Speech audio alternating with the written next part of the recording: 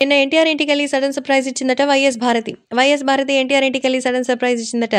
YS Bharathi గురించి మనకు తెలిసిందే. ఎప్పుడు కూడా జగన్మోహన్ రెడ్డి యొక్క ఆదేశాలని తూచా తప్పకుండా పాటిస్తూ పొలిటికల్ ఇమేజ్‌కి తగినట్టుగా మాట్లాడుతుంది. కాబట్టి తనకి సంబంధించిన ఏ విషయాలైనా ఇంతకు ముందు కంటే కూడా ఇప్పుడే చాలా విషయాలను చాలా ఫ్రీగా ఉంటున్నారనైతే తెలుస్తోంది. కాబట్టి సోషల్ మీడియాకి సంబంధించిన విషయంలో అయితే ఎంతో వైరల్‌గా మారుతుంది. ఇలాగే అభిమానులంటే వాటికి తగినట్టుగానే ఏర్పాట్లు చేస్తానంటూ చెప్తున్నారు. కాబట్టి ఇప్పుడు సోషల్ మీడియాలో సైతం ఈ విషయం ఎంతో వైరల్ అవుతోంది.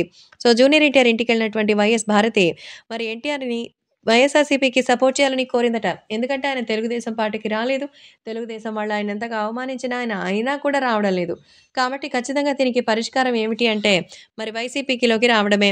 ఎన్టీఆర్ ఇంటికెళ్ళినటువంటి వైఎస్ భారతి ఎన్టీఆర్‌ని వైఎస్ఆర్ ప్రభుత్వంలోకి లాక్కోమని చెప్పారట. కాకపోతే ఇంకా దానికి తగిన సమయం ఉందని తెలుస్తోంది. కాబట్టే ఈ విషయాలు కూడా సోషల్ మీడియాలో సైతం ఎంతగానో వైరల్‌గా మారుతోంది. అభిమానులు కూడా ఎలాగైనా సరే జూనియర్ ఎన్టీఆర్‌ని వైసీపీలోకి తెచ్చుకోవాలని వైసీపీ కార్యకర్తలు అనుకుంటున్నారు.